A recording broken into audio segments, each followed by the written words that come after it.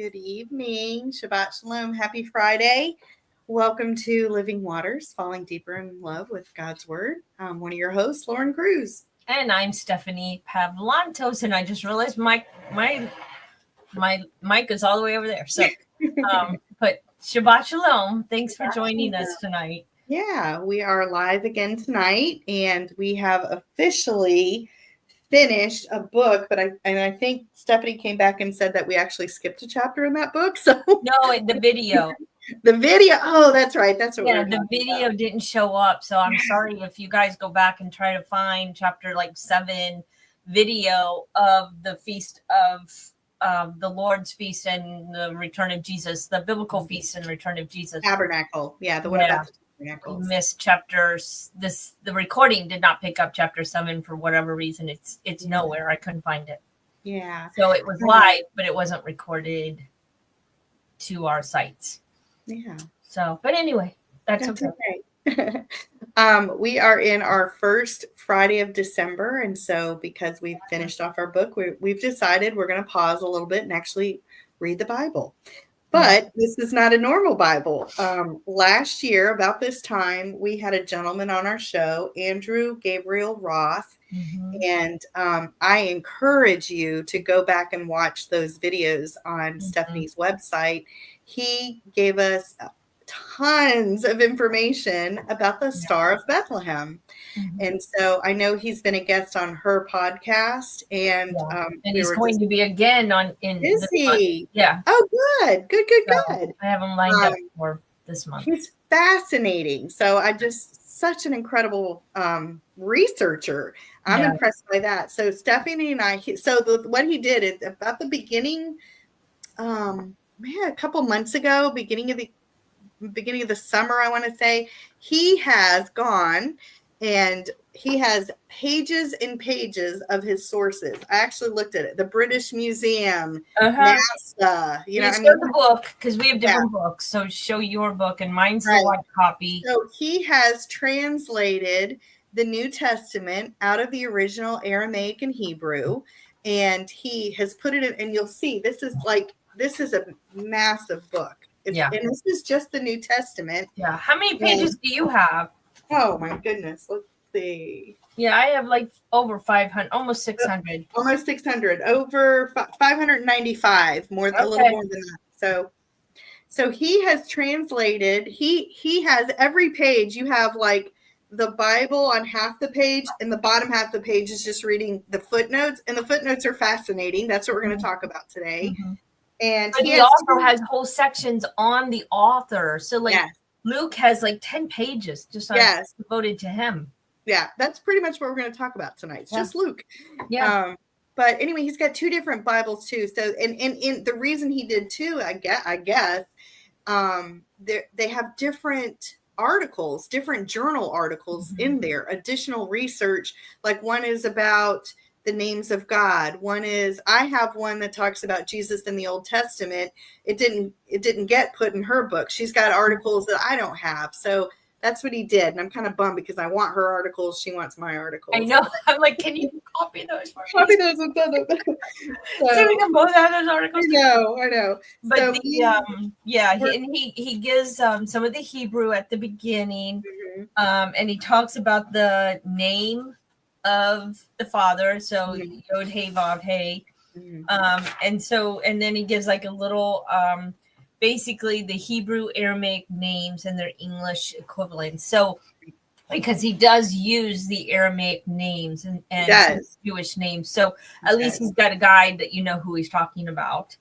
And if you're not familiar with one of those languages, and then he's got the chronological order of the books written out, which I thought was fascinating because he actually dated, and it's not Matthew, Mark, Luke, and John, right? It's not written in that way. Not at all. Not at all. So most of the Gospels didn't happen. Only the Gospel of Matthew happened in 45, and then you have James, Galatians, Thessalonians, and Corinthians before you get to the Gospel of Mark. Right. So some of these, and then you have Romans. So, and so the Gospel of Luke wasn't until 61. 61. Yeah. So, we think these I mean, we always have to remind ourselves when it talks about the scriptures, like they read the scriptures in the New Testament, they're reading Old Testament stuff.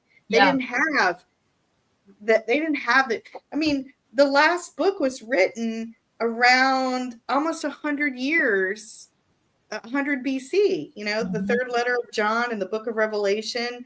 Those are like 88 to 95, somewhere in there. So you know, that's well after Christ. And they didn't have this all. These were just letters floating around, you know, kind of, it would be sent to different congregations, or they would be, you know, certain groups would have them, but not everybody had access to these words. Yeah. So, and the Acts of the Apostles didn't even happen until 63. Right. So it was way after, not way after Luke, but since Luke wrote both of them. And as you'll hear us talk about Luke, but he was also in the military. So there were things that he was, when he would go and was sent to Africa or wherever, which he was actually sent to Africa at some point. Yeah.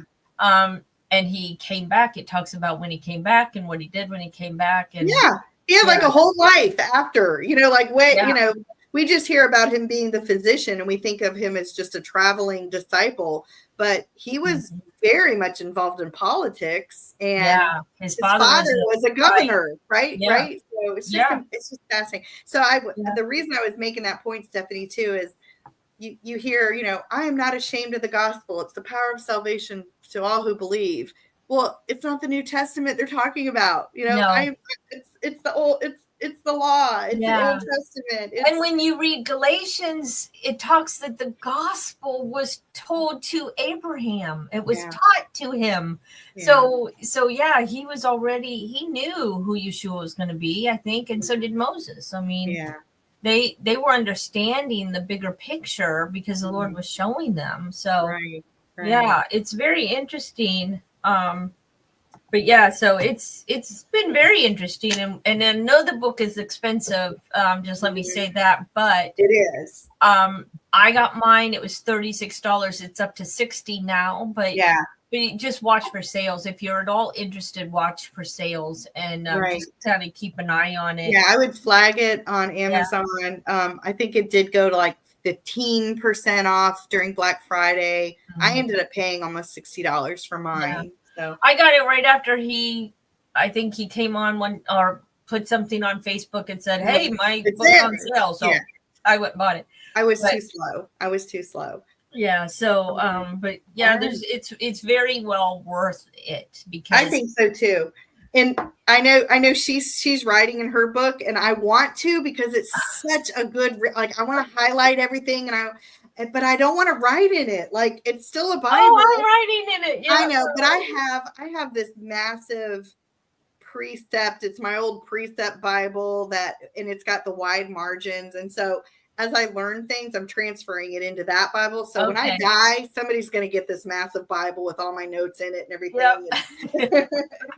So I want to write in it, but I don't want to treat it like a regular workbook because I want, you know, I don't want to write over stuff and my ESV, I've got stuff written all over it. So, you know, I just write in because I want, when I read it the next time, I want to be able to see. Remember.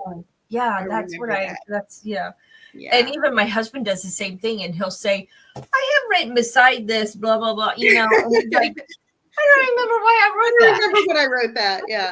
Yeah. Well, I have one Bible that I write everything in. That book is loaded with stuff. And then I have another one that I just read in. I make myself, even if I find a verse that I love, I won't underline it. I'll go to the other Bible. Yeah.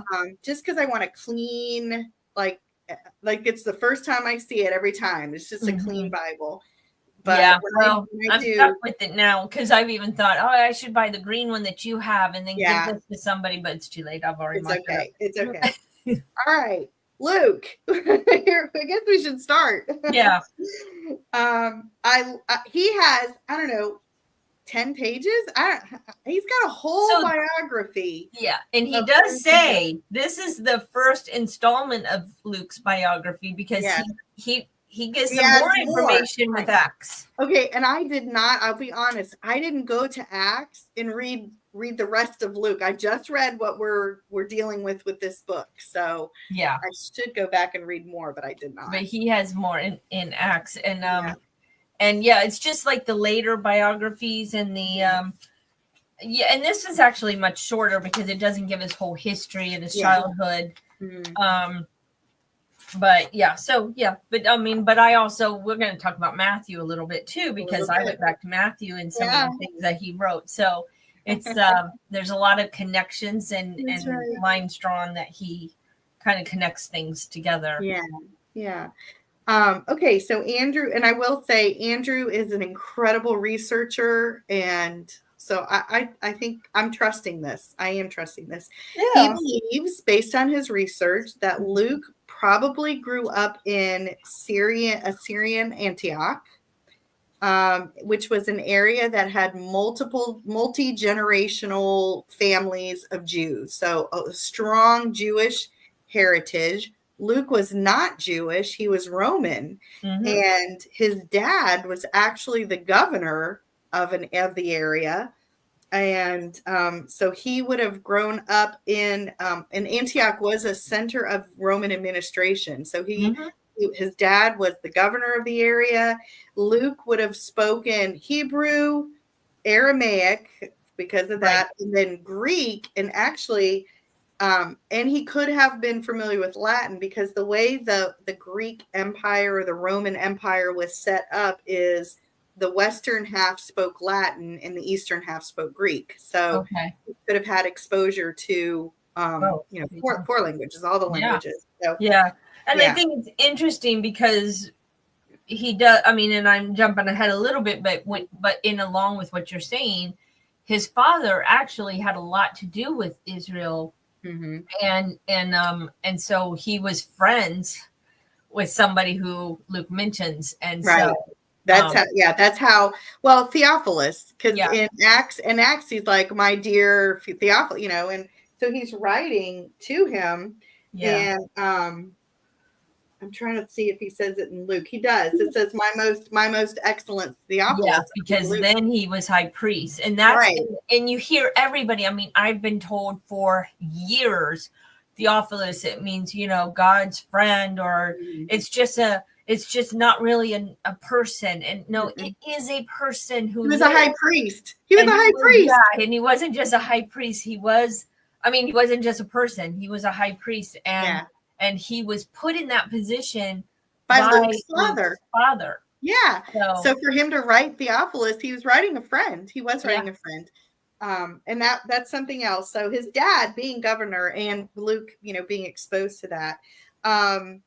That he thinks so the book of Luke is one of the most Hebrew written books, which is interesting because it was not written by a Jewish man, but Luke was well versed in Hebrew poetry, and we're going to talk about some of that tonight because it's so cool. Because it even has chiasms in it. Yes, which is a very Hebrew way of writing. Exactly. So for that to have chiasms in it, then he had to have known and understood the language. So right. And it had to be written in Hebrew first. Right. It's also one of the books that has the most details about temple worship. Yeah. And so he had to have known, whether he was friends with Theophilus, who may have filled in some details, or Paul, because Luke spent a lot of time with Paul. Paul was able to fill in details on temple worship. So I think it's interesting that he believes that Luke was probably a believer for 30 years, and 15 of those years he actually traveled and spent with Paul. And while Paul was imprisoned, he gives us different timelines, but he believes that Luke probably wrote this letter to Theophilus while Paul was imprisoned, and he was able to, where he was imprisoned was close enough that Luke could go over to Jerusalem and meet with the other disciples and say, hey, can you fill in these blanks, or can you fill in more information about this? So, and Theophilus, they actually line up when Theophilus was the high priest for 4 years, and the time that Luke wrote his gospel, they do overlap. Right. And like you said, he wrote Acts after Theophilus was no longer the high priest. And so it's very interesting, but it also talks that he was very affluent. He had an affluent upbringing, which also is why we never see him get in trouble. Like I was going to say that. Trouble. Yeah. We see Barnabas, Silas, we see all of them, and he was there, but they weren't going to throw the governor's son into prison. So he got out of all those things because everyone knew who he was. And so he wasn't just some lowly guy following, a rabbi around. He had a whole life outside of writing. I want to mention that the whole life before Paul, he believes he was in the military, which if your dad is the governor, you probably would be brought up. And he was a commander. He was a commander in the military, and that is likely where he learned his medical training, because military, you would have had medical training in the military, because of course when you're at war, you have to be able to help your soldiers, right? And so he believes that Luke received his medical training, a physician. It's just not that he was a physician. He was a military political ally. He was a commander in the armies who happened to have medical training. Yeah. And his name was, of course we call him Luke, but it was more like Lucius. Lucis or something like that. I'll see it when we get to it. But Lucius. So he was named after his father. So they would say like Lucidius, something. It's I think it's Lucius, Cassius, Basilius. Okay. The elder would have been his dad, and then they call senior, and then he was the younger. The younger junior. So it's very interesting. I mean, because, and again, some of these he goes back to histories, and they're actually, that's a book called Histories. And then like he gives these books, and they are like the 12 Caesars. So these are books that were written, and here Luke's name is showing up. In these history books. And so so it's very interesting, and he's got it all down at the bottom. So the footnotes. He does. He has a ton of footnotes. I think I read in the front of the book that he added like another 2,500 footnotes to this. It was just really? The reason why this is a second edition of this Bible, and he said in the front, the new thing is like another 2,500 footnotes. I got to reading them just as much. And it's really interesting because he talks about Josephus a lot, and he uses a lot of Josephus information in here as well. And he there's one part here called Approaching Luke Through Theophilus the High Priest. And he's basically saying Luke successfully converted Theophilus to the Messianic way of Yeshua. So that's something we don't read in the Bible, because he's wanting to know like what's going on here. Who is this guy that everyone's following along? And some of my priests are leaving to follow him. Well, and actually I think he said that Theophilus was fired as a high priest because he became a believer. Herod, king. So there's evidence in history to say that Theophilus was, he was released from his rank with no explanation. So while the governor of Syria, who was Luke's father, had first appointed him, it was a Jewish king who removed him from power.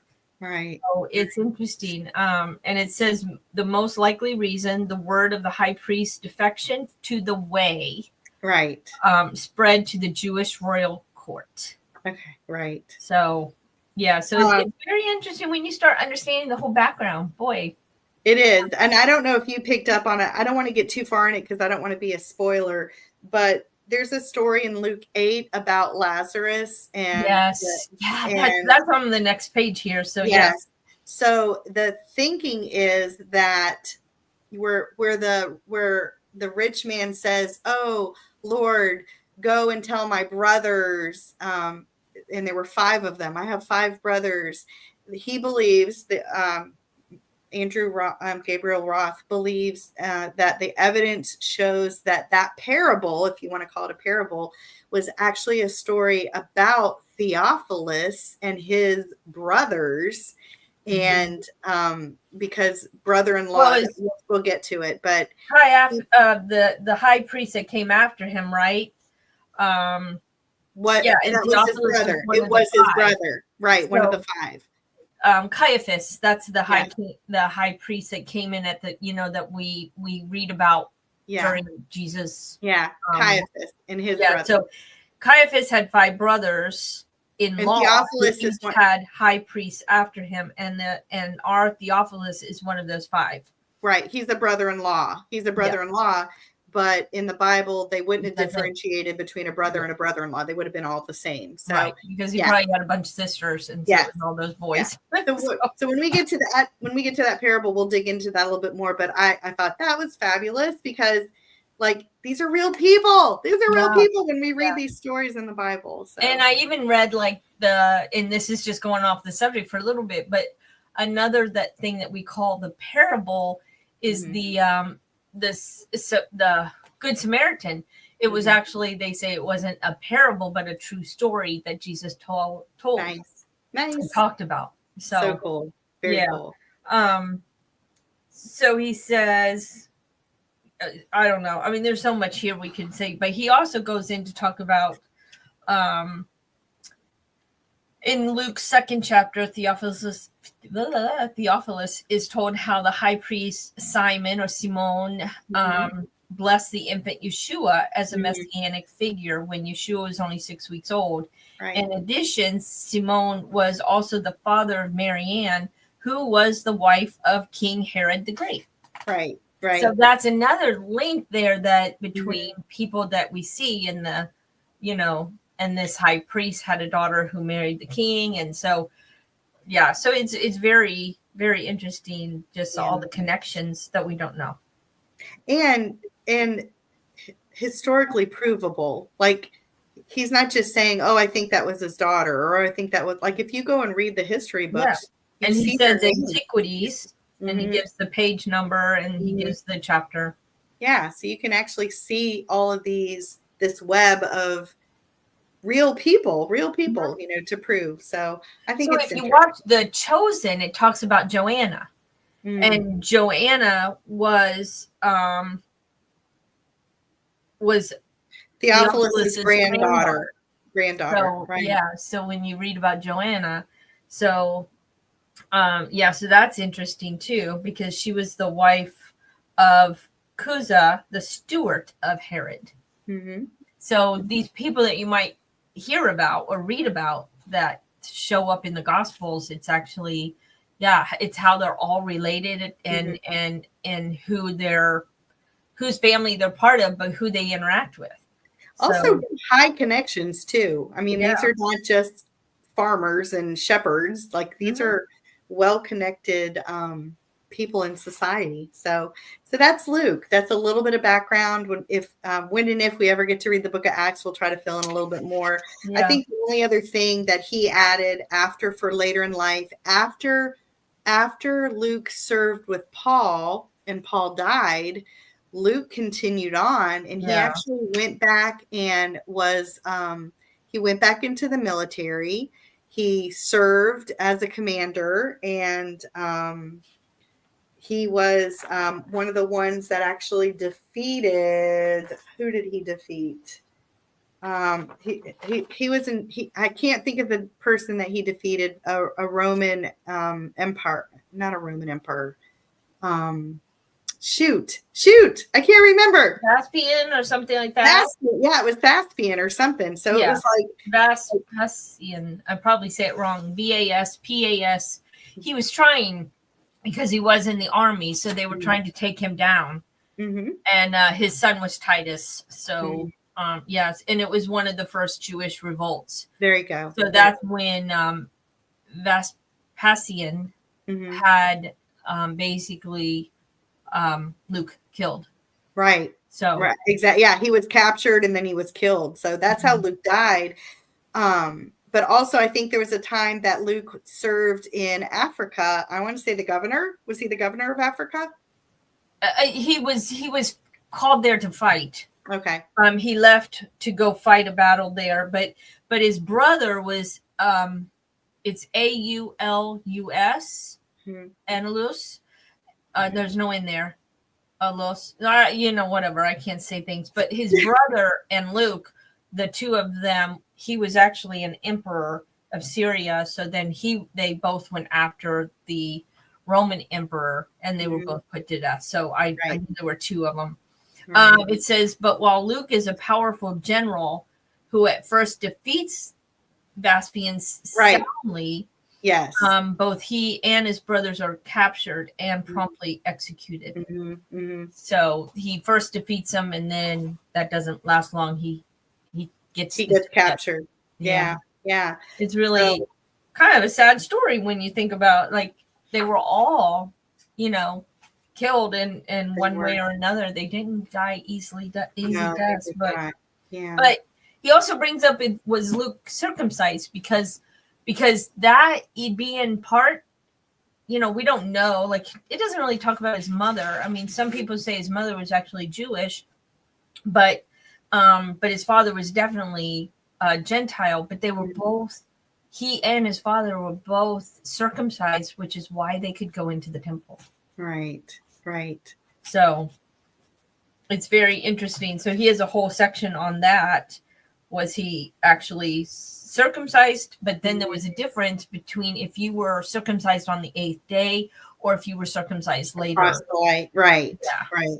Yeah, because there were parts of the temple and there were parts of the Hebrew culture you could not participate in if you were not circumcised. So they call them the circumcision, meaning they were circumcised later. And then there were others who they associate with Jews because they were circumcised on the 8th day. It's kind of interesting. So he kind of sums up a little bit there. He says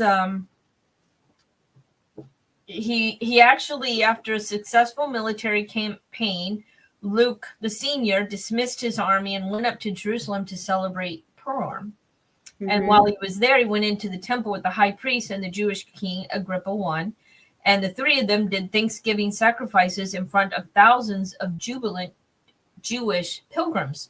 Wow. So, and then, so he was there in the temple. And it's kind of, he just puts a whole story together of their lives and what's going on. Right. So, all right. Do you think we should tackle chapter 1? Yep. Let's go. This is good stuff too. I like chapter 1.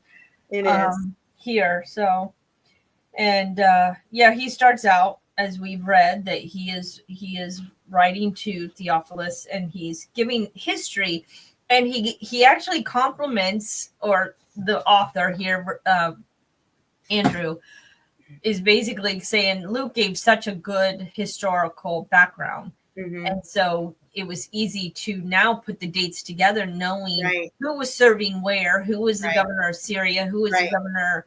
So, and who was the high priest, all at the same time. You can connect the dots and follow those dates. So he starts out by giving us the story of an angel of the Lord, who in the original language, it actually says it's Gabriel, which I think is, to me, that makes a difference, because that Gabriel was the angel of Israel. And so Michael was too. So he was a messenger. So it's very, so it is cool because he talks about this messenger. And so, so visiting Zechariah, and Zechariah is a priest. He actually gives the order of Abion, and so he's able to trace that back to the 8 courses of priests that David set up. So you can he uses these little nuggets of information to tell you what time of the year is. So we've talked about when we think Jesus was born, and we'll get to that when we get to that. But these are the little things that are left in the text that Andrew Roth was able to jump on and go look up, because you're able to trace the lineage of the priest, and you can go through the cycles of the priests, and you can say, okay, this is the cycle that John the Baptist's father, and so we know the dates. You can get and they serve twice a year, correct? Yeah, so it's very interesting. So he would have served in the spring and in the fall. Right. So if he was serving in the spring at the time that he went mute, and then his wife got pregnant, basically, then it would make the difference of what month Yeshua was born, because they put together that he was born in the fall, in September. Yeah. His job would be to burn incense, and so you get that little nugget in there too. And which I want to connect to another. Yeah, you want to mention that. So we know that. So when Zechariah says, when he's questioning this, it's not that he didn't believe. There was a footnote in there, and it was saying it's not that he didn't believe the angel, but he was questioning, the way he questioned it is the reason why he was mute. And Andrew believes that this happened on, he gave us a very specific date. He said June, the date that he was put mute would have been the 17th of Tammuz. And this is a historical date on the Jewish calendar, as it's the same day that Babylon broke through the outer walls in Jerusalem, which resulted in the 9th of Av, which we know what the 9th of Av is. And that's when the temple was destroyed. And when the temple was destroyed, everyone went mute. And so for him to go mute, the early reader would be able to connect that, like, oh, these are the date, like that the phrase of being mute is a repeat from the Old Testament. And they would have been able to put that connection together about the timing and the dates and the understanding of what it means to be mute. But there's a little connection too. Think of in Revelation when the angel burns the mouth of John. I don't know if that was something you were going to mention. Yeah. No? Well, it's when you look at Luke 1, starting in so basically starting in 9. So he's talking about the priests serving before Elohim in the custom of the priesthood. It was his turn to place the incense. So he entered the temple of Yod whatever. Why can't I even think of that? Yod, hey, Bob, hey. We just have to say it slowly. And then it says, and all the crowds of the people would pray outside at the time of the incense. So this was a regular thing they did. They would put the incense in there. They would start burning the incense, and then all the priests and whoever was around would basically pray for almost a half an hour. So look at Revelation chapter 8. Well, it even says that in it, like there was the crowd was waiting for him. They could figure out that he was saying he couldn't speak. So there is a reference to the crowd in Luke. It's verse 10. It says the crowds. So then Revelation 8, and it says, and when he opened the seventh seal, there was silence in heaven for about a half an hour. And when I saw the 7 messengers who were standing before Elohim, and to them were giving 7 shofars, and another messenger came and stood by the altar, and he had the golden censer, and the incense was given to him that he might offer with the prayers of all the set apart ones. So you have like a very, very similar thing going on. So in Revelation 9, you see what the priests were doing in the physical realm, the angels are doing in the heavenly realm. So it's like what you might think of the shadow, type and shadow, because what's happening in the temple is a type and shadow of what God had going on. What happens in the heavenlies. So I think that's a wonderful example of it. It really is, right? The whole priesthood, the whole menorah, the burning, the incense. We see it actually happening in Luke. I mean, it's almost the same language. Yeah, it is. Yeah. So I think that's just fascinating to be able to see And that's an example of how Luke knew the details. Luke was not Jewish. Yeah. So he's a Roman citizen. He wouldn't have known those details unless he had spent a lot of time with Theophilus or Paul. But he knew enough. Yeah. For sure knew. And I mean, there are people who say, because he never talks about his wife. I mean, and they do say Luke was married twice. But they never mention his mother. And I've had other historians talk about that he was partially Jewish. So there may have been, like, for his father to have this kind of relationship with the Jewish people, maybe it was through his wife or something, but it may be, it may not be. Yeah. But okay, I think after that you want to go to like around 127 where it talks about the genealogies. Are you talking about Luke 2 or 3? Luke 127. Oh, okay. Go back to the book of Luke. Yeah, so that's where I was, but I was thinking I didn't remember the genealogies in Luke. Luke. Oh, you want to go with the verses 68, 69? Is that too soon? You want to go ahead and talk about that? No, I don't think. Okay. I think the only thing I have there is I wrote something about the word Galilee means to reveal. I know. Yeah, and that was the only thing I had put a note about. So when the messenger Gabriel was sent from the presence of Elohim to Galilee, to the city whose name is Nazareth, and of course he's going in the 6th month of Elizabeth's pregnancy, and so that's setting up that story. But it says, I thought it was interesting because it means to reveal. So well, and also Yeshua is from Galilee, so salvation is revealed. Is the play on words there. Yeah, so it is. And so it's very interesting. And he talks about even like he compares some of this to Daniel 7 of what's going to happen, because it says basically in verse 33, he will reign over the house of Jacob forever. There will never be an end to his kingdom. And they're basically quoting Daniel. Right. So that was really interesting too. Yeah. The comment I had on Luke 1 verse 27 was, a virgin engaged to a man whose name was Joseph, the descendants of David, and the virgin's name was Mary. So we get the first indication of his genealogy.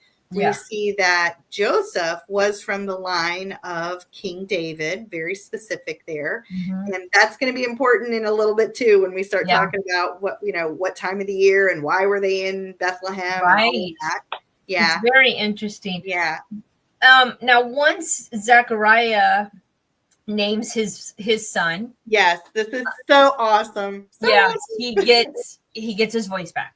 Yeah. And of course they're all like, why do you want to name your son John? Or, and because there's nobody in your clan by that name. Yeah. And so he starts this poetic verse. Which, here's an example of the Hebrew poetry that they, this is important to understand what's going on within these little words. Yeah. So I think maybe we might have time to read some of that, but it says it starts out in 68 and 69. Blessed is Maria. So this is the Hebrew or the Aramaic for the Lord, for the Father. It's Master God or Master. Yes. Master Yahweh or whatever. Yeah, so, Master Yah. So the Lord of Elohim of Israel. So who has visited his people and brought salvation to it. And he has raised up a horn of redemption. And that word I kind of stopped on, because when I'm talking and when I've been teaching actually on Daniel this whole month and before, whenever you see horn, it actually is a symbolic of power and authority. So a horn is always symbolic of somebody who's coming in power. And then but it can also mean a ray of light or a glow about them. So we were talking beforehand that a lot of times in like old art, and I don't, like you said, who Who's Yeah, so we were in Rome, and Jeff and I were wandering around one morning just by ourselves, and we walked into this church, and there was this massive sculpture, and it was Moses, but he had horns. And I'm like, and it was a Michelangelo. Yeah, statue. Michelangelo. Yeah, it was Michelangelo. And Yeah. so we're like looking up, like, why does Moses have horns? I don't understand that. Is he deep? You know, what I didn't know any of this. Yeah, So, because the same word means ray or glow. yeah. So he was actually covered in a glow. Yeah. But in the old languages, it was translated as horn. But there's also horns on the altar in which they put the blood when after they did the sacrifice. So you have this reference to not only like the Shekinah glory of God glowing on him, but of power and authority and of sacrifice. Right. So you have this whole picture in that word, a horn. Right. I don't know if I can show my screen. Is there a way I can show my screen? Yeah, if you go down to the bottom and hit present. Present. Okay, share screen. Okay, hang on. I'm just going to show you something. This is what I'm talking about. Can you see me? I don't know if you can see me. But you have to hit. Oh, you know what? You have to add it. So when you hit share screen, you have to. There might be another box thing for you to click on. Yeah. So it says select a tab to square. I don't know if I can do it. There we go. I don't know if you can see it. It'll be at the bottom where our faces are at the bottom. Okay. There you go. Can you see this? Now you have to share it to the screen. Okay. It's not happening. View tab in StreamYard. Okay, there we go. All right. If you Google Moses Michelangelo, here he is, and you can see up here, right up there, he's got horns. Two little horns. Yeah, I mean, it's a real thing. That's a real thing. So stop sharing. Just wanted to show you real quick. That's interesting. But this whole part here, and this was the other thing that was interesting. So where it starts in 68, 69 to 71, and from the hand of all who hate us, and he's talking about this is the past.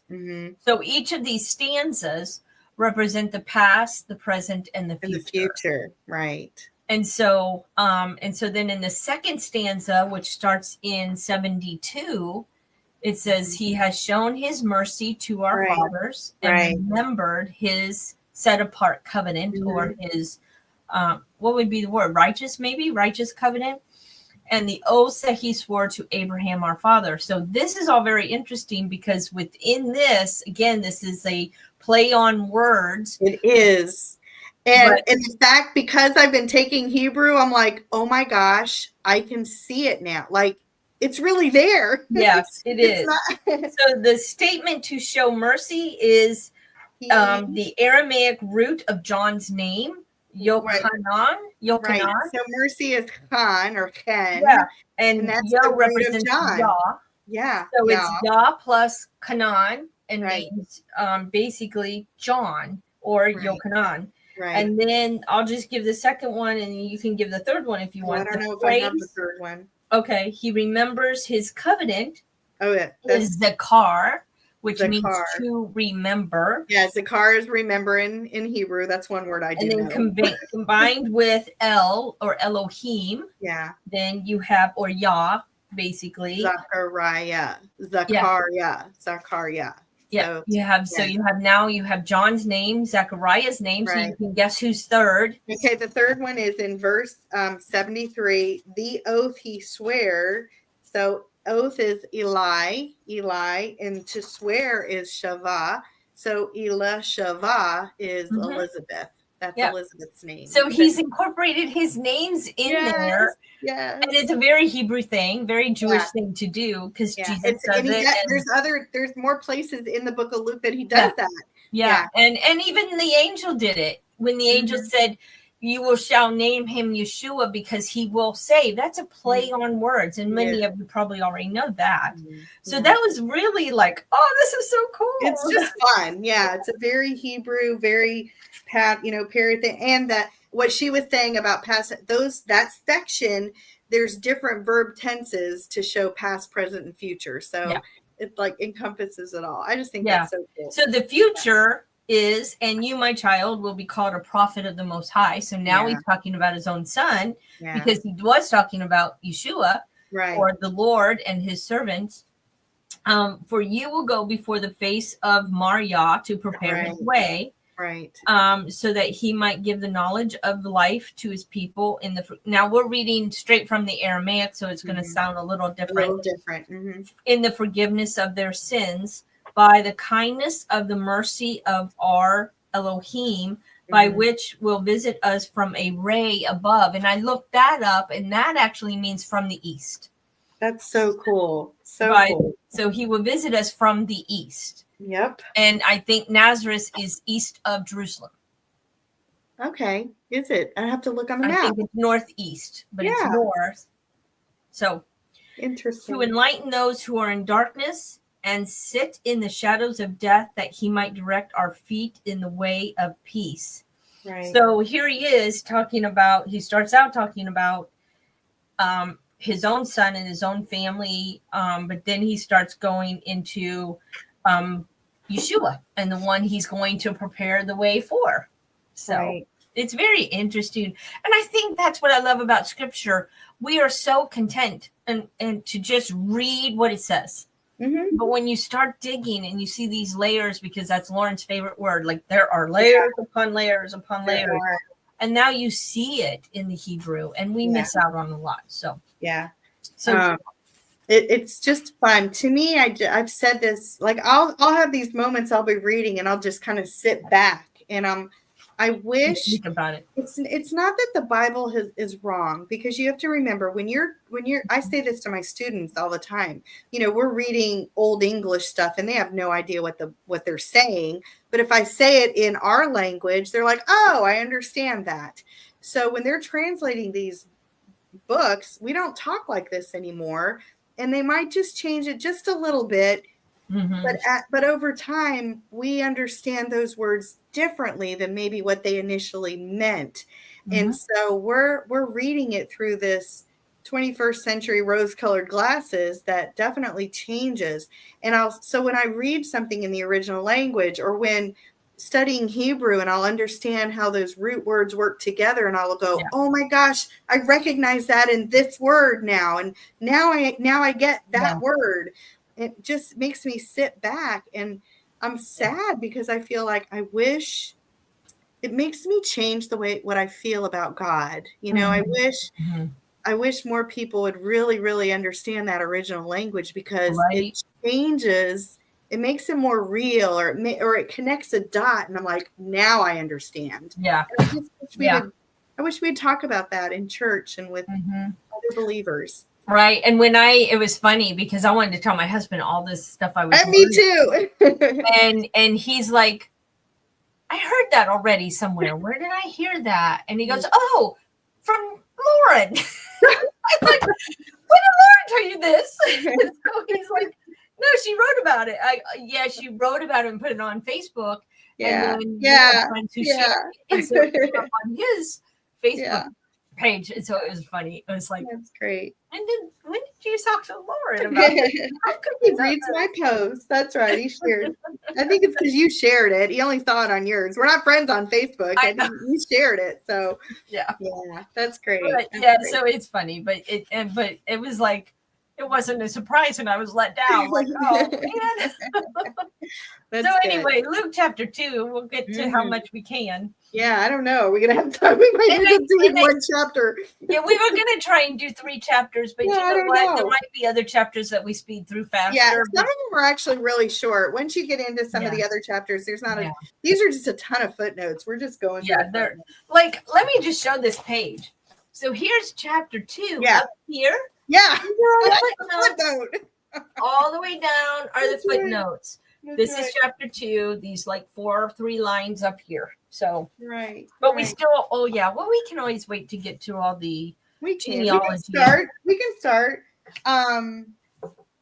So what the cool thing about chapter 2 is the very first verse in 2 verses 2 and 3 should be written.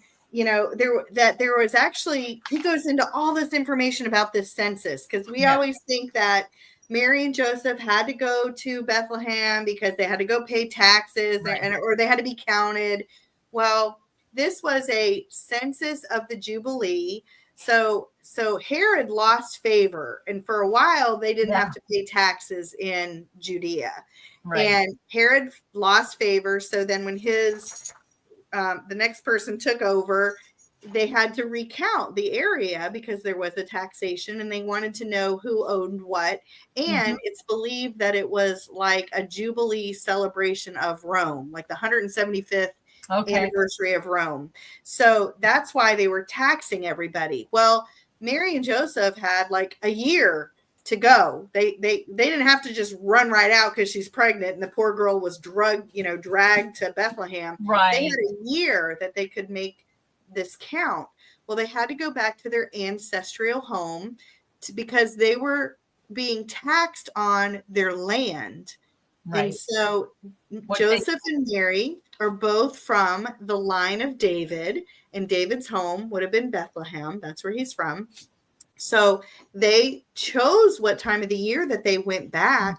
And we'll talk about that. We'll talk about what time of the year it is. That's a little bit later.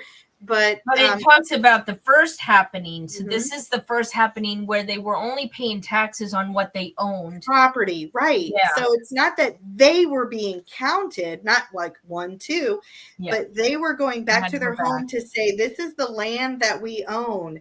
And so remember that, because David and Mary are going back to their ancestral home. They're not just showing up in Bethlehem with no place to stay. They were going back to their family. They had a place to stay. They owned property in Bethlehem. So it's important. And the other thing I thought was funny here was that you mentioned already that he had lost favor, Herod had, but it's there were lower taxes if you were a friend of Rome. Right. But if they stopped considering you a friend, you were their subject, and now your taxes went up. And that's what happened. Yes, and that's what happened. And so he says that by putting all this together, like who was ruling Syria, because again, we know that Syria was important to what was going on in Rome because of Luke's father used to rule in Syria, and they're so close together. But anyway, so we see that who's Caesar, we see who's ruling Syria, and then later, I think in chapter 3, he actually tells us who the high priests were. And he said all of this is important for dating. So when things start overlapping, now you know these high priests served from this time to this time. But was this guy in Syria and was this guy Caesar? Yeah. Now we can put it together. Right. And now a date. Right. And again, Yeshua is a baby. He's a baby when all this is happening. So they can kind of now see, okay, this is approximately when he was born then. So, but this is good because I never thought about it. But when it talks about Elizabeth talking to Mary, she is actually knowing and understanding, of course, that the Messiah is in Mary. Yeah. And she is highly esteemed for being able to carry the Messiah. So now she's referring to the Messiah as her Lord. So, we don't realize like the understanding that they actually had back then. Yeah. The name I wanted to play a little bit. So in this New Testament, every reference to God, the Father, is Maria, which is master God, kind of master God, if you will. But or what you might think of as the Lord. Yeah, the Lord. And we always say, you've heard it, it's a capital letter with a little O and a capital R and a capital D. Well, really what they're saying is master God. And when Jesus is named, he's named Mar Yeshua. And so he's master God of salvation. Is really it's really cool in the Aramaic. Yeah. And to me, I just think that's kind of more of a, like, so we talk about the Trinity and stuff, and it's not mentioned here, but when you see the names like that, you're like, oh, now I understand he's an extension of God. Like they're extending that same title to Jesus. So, and my favorite verses I love to read every year at this time. Do not be afraid. So if you start kind of in verse 10, chapter 2, verse 10, and the messenger said to them, do not be afraid, for behold, I announce hope to you, a great joy which will be to the whole world. For born to you all today, it actually says, for born to you all today is the Savior, Redeemer, who is Maria, the Messiah. The Savior, the Messiah. Or the Messiah. In the city of David. And this is a sign to you. You will find an infant who is wrapped in swaddling clothes and lying in a manger. Right. And you can go ahead and explain why that's significant. Because we've got a few minutes. We only have a few minutes. We do. We actually only have a minute. So I know. So we might have to carry this over because there's a really cool thing I want to talk about with the so we'll give it more time. So we will. We will. But you have. So we'll come back to that. But this book also has blue letters, not just red letters. And I don't think we mentioned that, right? No. But this is what it says in 23. So this is the 8th day. So says, according to what is written in the Torah. So this is what they circumcised him on the 8th day. And it says, because of what is written in the Torah of the Lord or of Maria, that every male, and this is all in blue, who opens the womb will be called a set apart one of Maria.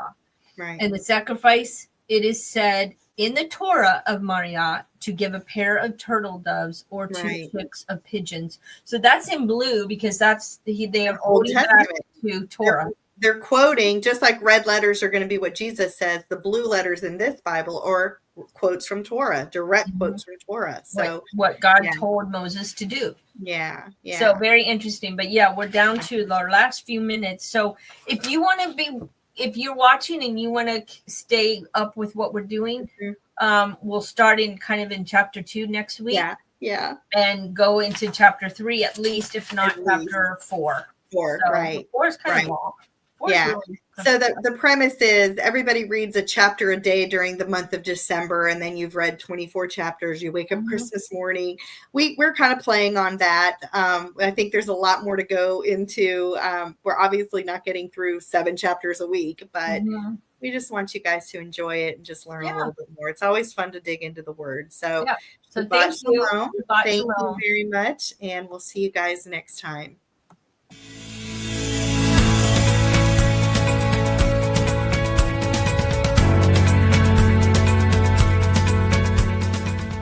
If you missed today's show and want to watch it again or want to tell someone where they can watch this episode, go to lambnetwork.tv, where you will find this show and all of the other live Lamb show archives on the on-demand section of the website.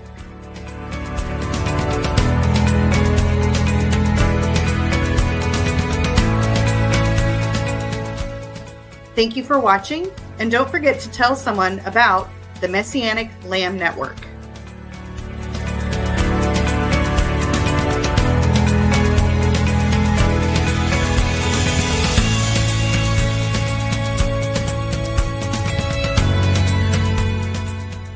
We are richly blessed to bring you what we believe is the fullest, most diverse, yet up-to-date progressive teachings, discussions, and prayer programming you can find anywhere on this planet. Be sure to take the tour of the lambnetwork.tv website. I'm Stephanie Pavlantos, thanking you for joining us on the Messianic Lamb Video Network.